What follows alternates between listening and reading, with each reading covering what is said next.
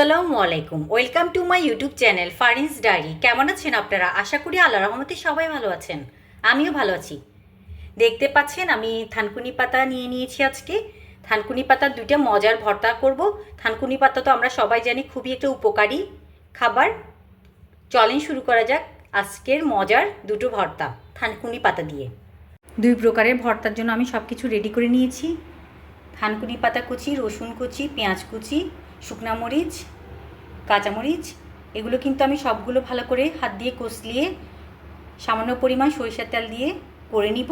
আর এগুলো কিন্তু সব কিছু গোটা রেখে দিয়েছি। এগুলো কিন্তু সরিষার তেলে ভালো করে ভেজে ব্লেন্ড করে নিলে কিন্তু মজাদার ভর্তা রেডি হয়ে যাবে।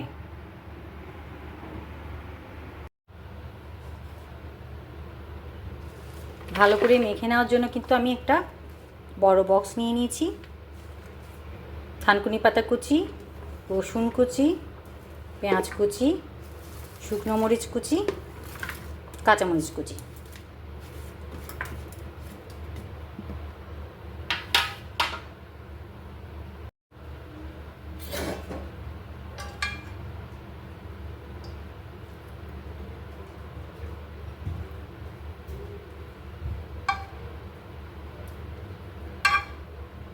সরিষার তেল দিয়ে দিলাম,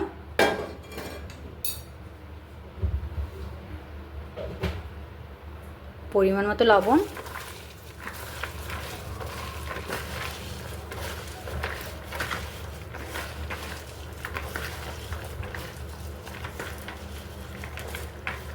হয়ে গেল আমার এক প্রকারের ভর্তা করা।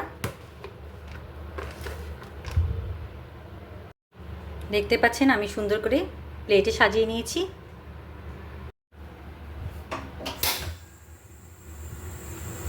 সরিষার তেল কিন্তু আমি আগেই গরম করে নিয়েছিলাম, যদিও এখন ঠান্ডা হয়ে গিয়েছে, সমস্যা নেই।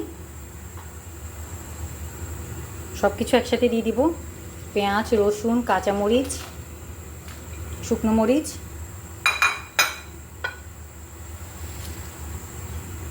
থানকুনি পাতা,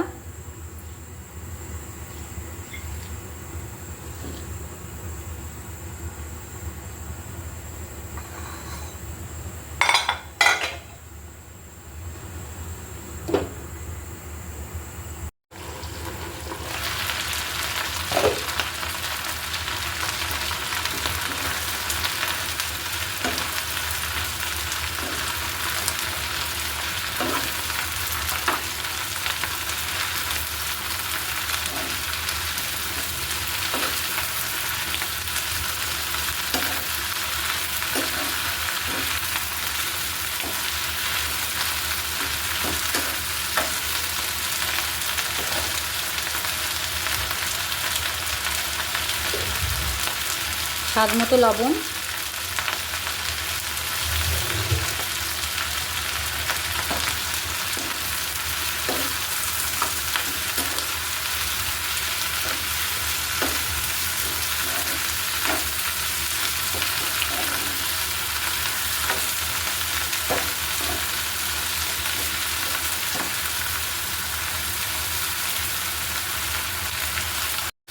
আমার কিন্তু ভর্তার জন্য এগুলো ভাজা হয়ে গিয়েছে। আমি চুলোটা অফ করে দিচ্ছি।